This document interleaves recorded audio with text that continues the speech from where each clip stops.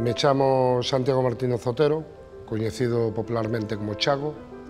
Sou de Santiago de Compostela, non descendo de ningunha familia de ferreiros. Empecé no oficio porque de pequeno, cando iba cara á escola, sempre pasaba por diante un taller, o cal me chamaba a atención, miraba para dentro, bueno, hasta que un día ese home me empezou a contar cousas, pero ainda así de todo pasaron moitos anos hasta ter a opción de poder aprender forxa.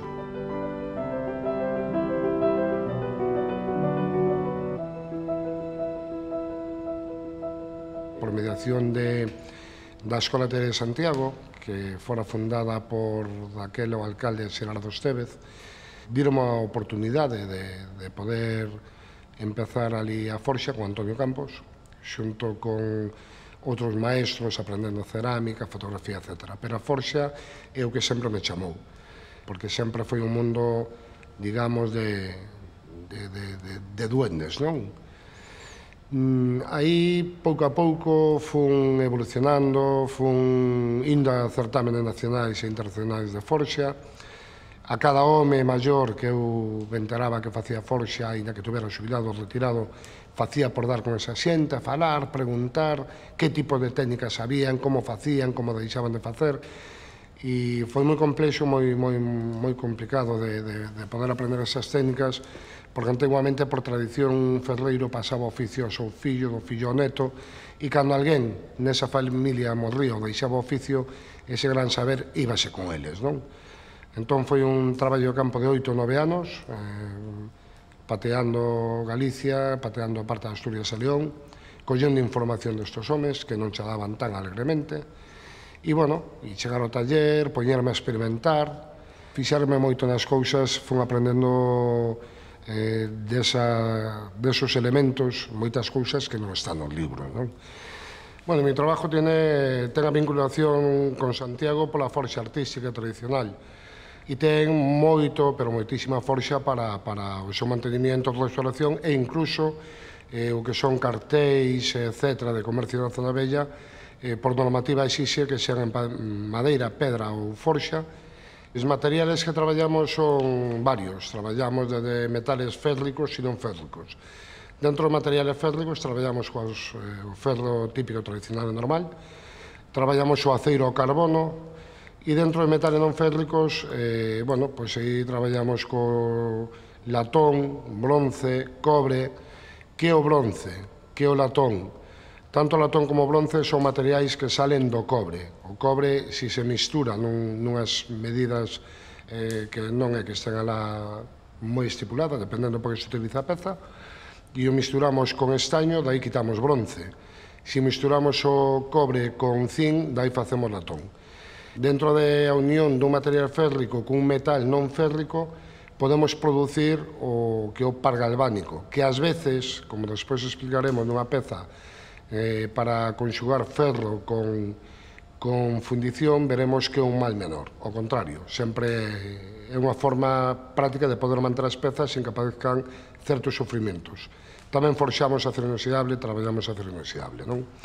Os útiles e as ferramentas que se utilizan para este tipo de traballos, sempre unha forxa, un martelo, tenazas, cinceis, atacadores, punteirolas, pero dependendo a peza a facer. Se, por exemplo, é unha reixa de furas, teremos que utilizar punteirolas.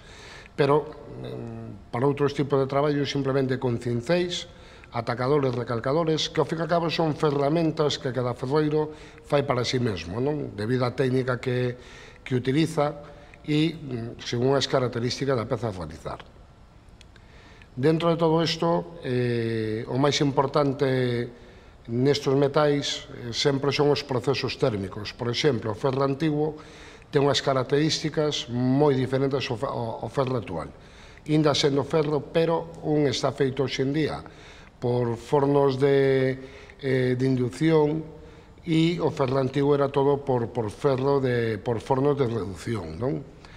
Por exemplo, o ferro non templa, o que templa o aceiro a carbono, debido á cantidad de carbono en maior ou menor medida, é o que vai producir que se poda, ben por mediación dun cambio brusco en temperatura, somersendo en agua un aceite, dar unha dureza a esa ferramenta para que, donde queremos traballar con ela, teña a dureza suficiente para cortar, recalcar, etc. Que non se deforma a peza.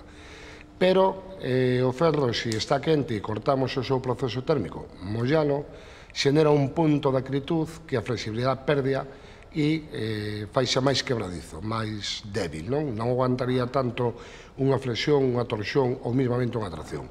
A diferencia de que se o ferro mollamos e perde esas cualidades, os metais non férricos como o latón ou como é o cobre son materiales que se traballan en frío ou en quente, por norma xeral en frío, por e todo isto. E unha vez que endurece, se quenta, se mete na auga directamente, un proceso totalmente invertido ao que o metal o férrico, e aí queda o material blando para poder seguir traballando con el, non?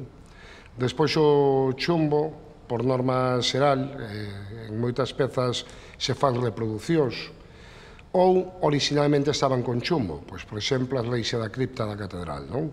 Que os enlazados todos que ten, todos esos laceados e macollas que ten, son todas de chumbo. Pero, no que o ferro, que son ensamblados por mediación tamén de laceados, etc., ou mismamente basas que se fan, é ferro forxado, que se montaba neses balaustres por mediación de calor, se reforxaba sobre el mesmo e ao enfriar e contrar o material quedaba apretado. O meu material preferido para traballar e para forxar indiscutiblemente é o ferro, non? Para min hai un matrimonio de tres que nunca se divorciou, que é o ferro, a madeira e a pedra. O ferro, sempre que se traballe nas súas temperaturas, nos seus procesos térmicos, e mismamente dando acabados de empavonados en aceite, grafito, etc., son materiales que duran moito tempo. Se os procesos térmicos non son os correctos, pois digamos que o material non vai responder exactamente igual tanto a corrosión como a flexibilidade que ten que ter para aguantar flexión, tracción ou torsión. Vamos, o latón se está utilizando bastante últimamente para grapas, etc. O acero inoxidable eu vexo en pezas que se restauraron, non o vexo lóxico, porque é un material que a hora de dilatar, dilata moito máis que o ferro, non? E o latón apenas dilata. O bronce, ao fin e ao cabo, é unha fundición. Para poder facer, por exemplo, unha garra, un soporte, temos que ir a unha masa moi elevada para que teña a mesma funcionalidade e traballe ca mesma presión ou tensión que unha platina de latón de 25x5, por exemplo. Variedade en materiales, moitas. Material preferido para min, indiscutiblemente, o ferro. É moito máis dúctil, moito máis agradecido ao traballar. Nós aplicamos moitas técnicas tradicionais, desde soldaduras por calda, que é soldar o ferro no lume, sin soldadura eléctrica, sin autógena, sin nada que lle pareza. Tamén o enchumbado, a purificación do plomo, como se fixa un elemento férrico, sea un metálico máis bendito, non? Sea férrico ou non férrico, as fábricas por mediación do chumbo, para facer fixación das pezas, remachados, laceados, cora de Milano, soldaduras por calda. Hai moitas técnicas, non? Según a peza que se fai, é a donde se vai aplicar esa técnica ou non. Hai recalcados, hai remachado, hai copado, hai repuxado e despois a forxa típica tradicional con todas as técnicas que contribuyen, claro. Nun mismo portal, por exemplo, aí desde facer un palastre, facer quicios, remachados, escuadros, e hai moitas técnicas. O traballar os materiales cas mans dá uns coñecementos, o ferro fala, o contacto ca piel cando se está forxando ou cando se está voluteando, non?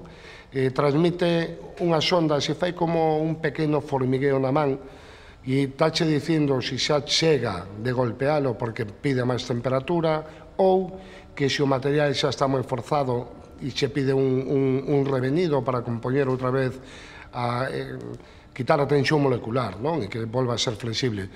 O traballar cada máis os materiais aporta moitísima información, porque o propio ferro che fala, é interpretar o que che está contando. E quen di o ferro, o latón, o acero inoxidable, mismamente un carpinteiro, traballando a madeira lle está contando, non? O que pide, o que necesita. La fundición de hierro, y en outra medida el no férrico, que sería el bronce, es un material que oxida pero no pudre. Lo que no soporta son los cambios de temperatura bruscos, por ejemplo, que esté caliente y mojarlo de golpe, porque rompe, la tensión, mucha tensión, o bien el golpeo. Automáticamente se vuelve muy quebradizo porque tiene muchísimo carbono. Los aceros al carbono, que no es hierro, es el mismo hierro, pero con más carbono, y es lo que utilizamos para hacerlos útiles. Aquí tenemos ya una chapa de hierro recocida, se le hizo un proceso térmico, se pone un color rojo cereza y se sumerge debajo del polvillo de carbón para que enfríe muy lentamente y así el material quede blando. Si yo esto lo hubiera mojado, sería imposible trabajarlo, pero sin embargo, lo que es el cobre latón, yo lo podría repujar, podría coparlo, podría hacer con él muchas cosas, pero me limita una vez que se tensiona la molécula, porque si no se recuece, rompe. Vamos a dar aquí unos pequeños golpes al hierro que ya está recocido con su proceso térmico y veremos cómo poco a poco va cogiendo su forma, pues imaginemos, para hacer un plato de una lámpara, ¿no?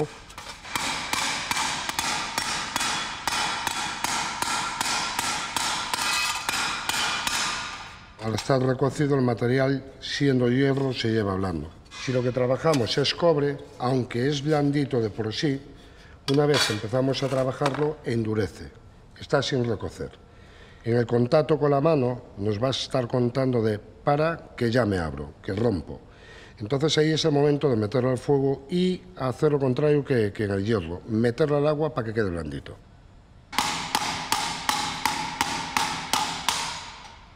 Ya está cambiando el sonido, ya se volvió muy duro incluso en las puntas, cuando antes era blandito porque se tensionó la molécula.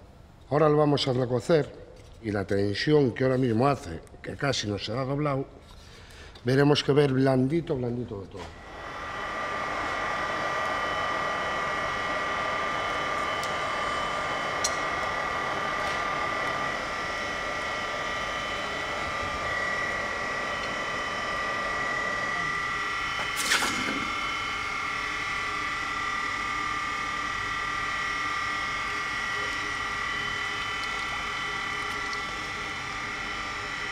Ahora, como podemos apreciar, una vez hecho el proceso térmico para ablandarlo, se dobla, pero sin fuerza ninguna.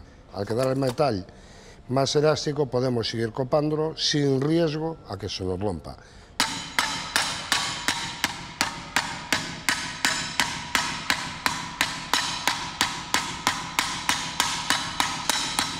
Cuando ya empieza a cambiar el sonido, ya nos avisa de que hay que volver a hacer otro recocido. Y el material puede coger grandes volúmenes. Esa es la diferencia de metales de férricos a no férricos. Si compaginamos un metal férrico con uno no férrico, nos plantea el problema del par galvánico. Un par galvánico que se va a producir dentro de 30, 40 o 50 años, pero no nos implica el hacer este sistema, porque siempre salvamos una pieza histórica. En este caso, la fundición, como podemos ver, cuando salen de fábrica vienen ya ellas con unas pequeñas varillas fundidas que se remachan a los marcos de los cercos, de balcones, etc. Debido a que el hierro dilata al orden de un 18 o un 20% más que la fundición, porque la fundición no dilata, podría romper, no siendo la pieza original. Nosotros el sistema sustituimos lo que es ya la remachería perdida por tornillería. Entonces, nosotros taladramos la pieza, pasamos a macho de roscar y metemos tornillería de latón.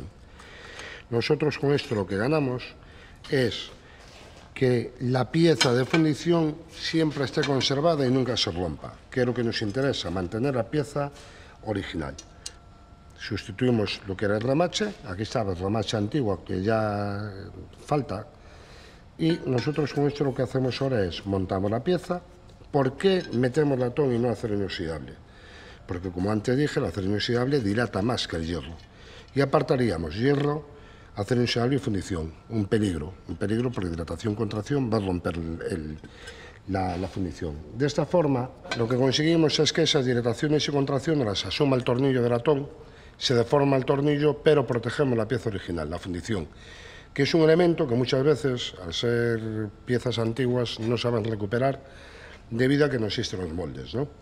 Una vez ya montada la pieza, se fija y queda con el mismo sistema que si fuera remachada, ¿no? Con la gran ventaja de que el día de mañana, si se quiere hacer una obra para el mantenimiento, se desmonta, sale todo por piezas y lo único que quedaría fijado a las fábricas sería el cerco de hierro, el cual se va a tomar siempre con un plomo. Si yo cojo un hierro y lo golpeo, lo puedo mover para un lado o para otro y nunca va a romper.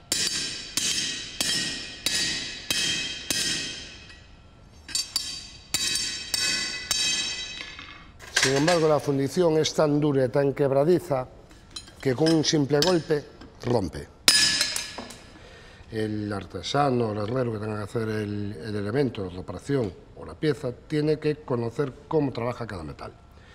El plomo es muy dúctil, absorbe toda la vibración que se puede transmitir a la piedra, encapsula contra que no haya oxígeno, las bombas de palanque, las fiestas de las orquestas, el tráfico rodado, hace que se transmita una mini onda metálica por el metal hacia las fábricas. Y eso lleva a que es como tener una pequeña bailarina trabajando continuamente y destroza la piedra. Vamos a ver cómo el plomo purificado lo vamos a golpear y podemos hacer de él una lámina, si queremos, de medio milímetro y no va a haber ni una grieta.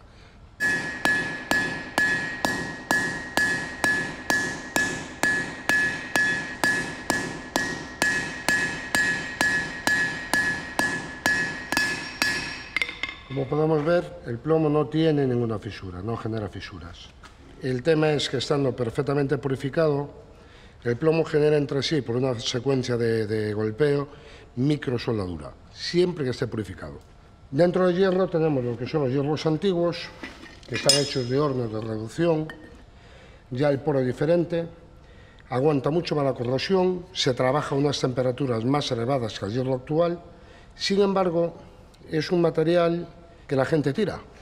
Los hierros actuales son laminados. Cuando se descomponen, se van deshaciendo por láminas y llegan a aumentar 7 veces su volumen. Sin embargo, el hierro antiguo, podemos ver que es como quien le quita a un pez una escama aquí, otra allí, otra allá, pero siempre se mantiene. Esta es la parte inferior, que es por donde padeció todo el desgaste, y esta es la parte superior. Y así es como sale del horno de reducción. Ahí tenemos el óxido de hierro y esto azulado es acero. Esto realmente está en la primera fase del proceso.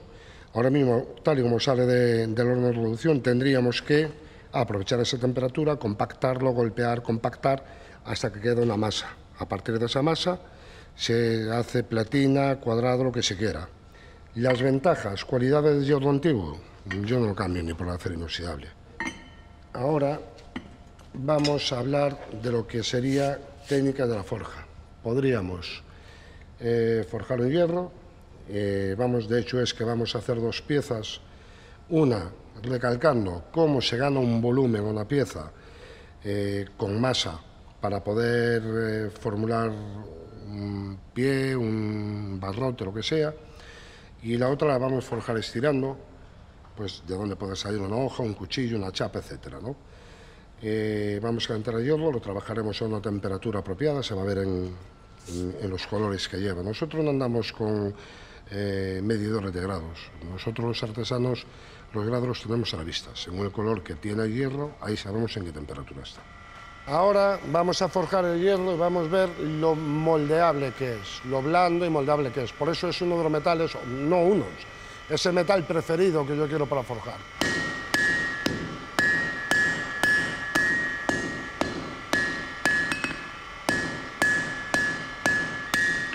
Estamos haciendo un degüello, apuntando, y ahora se estiraría el material, llevándolo a donde nosotros lo necesitaríamos, según la pieza que quisiéramos hacer.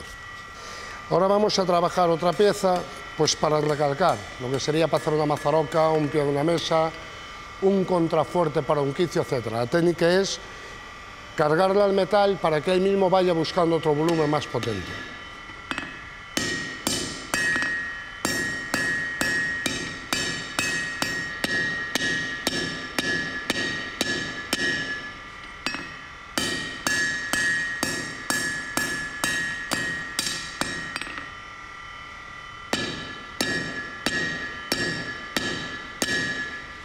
En este caso estamos recalcando una cabeza. Podemos ver que pasamos de una masa a una masa superior.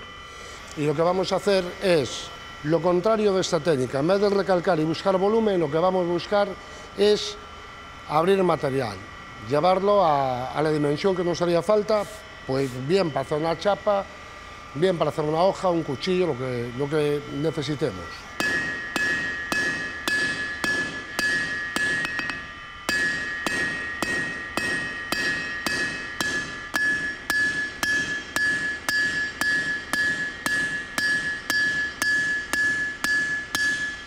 Esta temperatura ya empieza a ser fría para trabajarlo.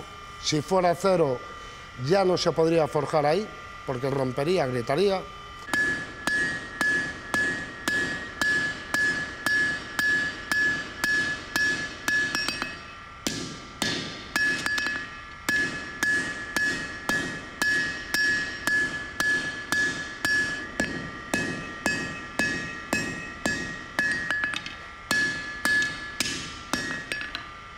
Queda para después, una vez hecha la pieza, hacer una transición de platina a redondo, como si fuera en este caso un efecto vegetal. Y eso es compaginando prácticamente las dos técnicas que acabamos de hacer. Una técnica siempre lleva a la otra, hay que combinarlas, compaginarlas para poder realizar los elementos que se busca de fabricar.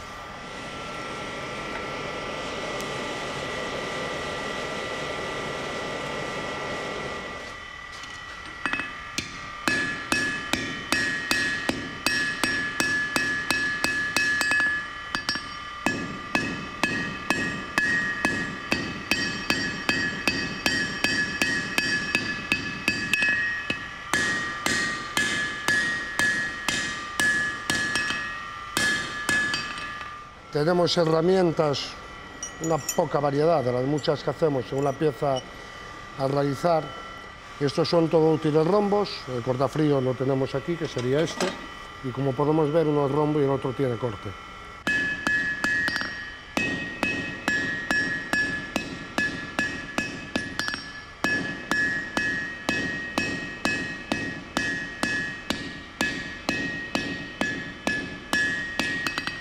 Si quisiéramos hacer algún detalle de talla, pues por ejemplo podemos utilizar el útil que ahora mismo tengo en la mano.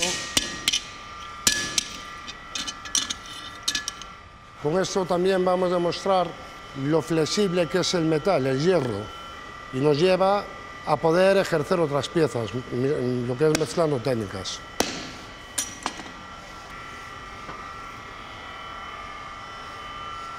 Ahí tenemos ya la textura hecha en salomónico. Cuando se enfríe lo vamos a ver un poquito mejor.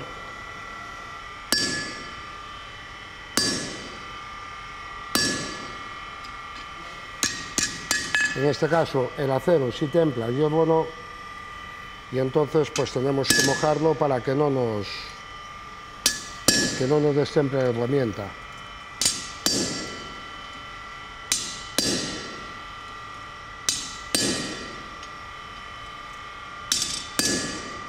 Con una pequeña calor que le vamos a dar ahora, veremos cómo pasa de una zona plana a ser ondulada.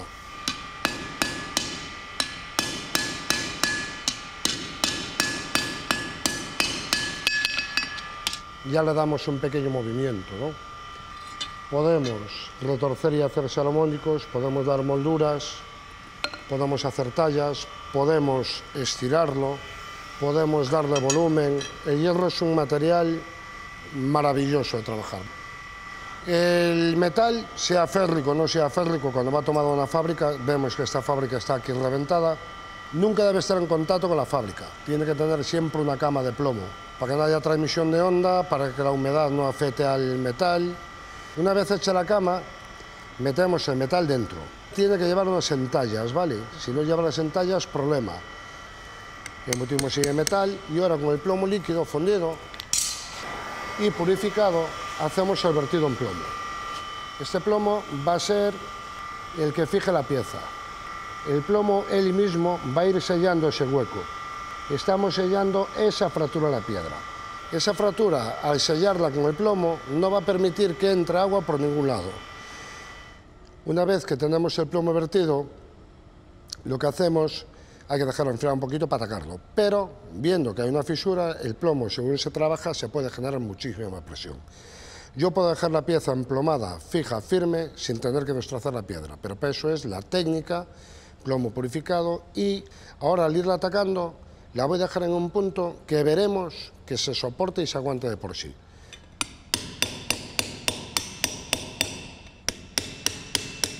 El plomo que entró antes por estas juntas, sin darnos de cuenta, nos está enganchando la piedra con toda esa fisura que tiene, de que no se rompa con la presión, ¿vale? Porque el propio plomo entra en el poro de la piedra.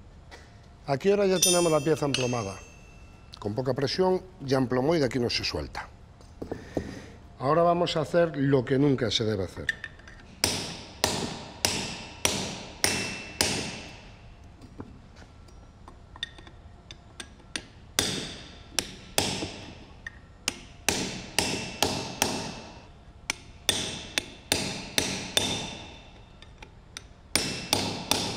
La piedra ya debía haberse roto, pero este plomo que fue entrando por ahí, aparte de sellarlo, como podemos ver, nos está fijando la piedra.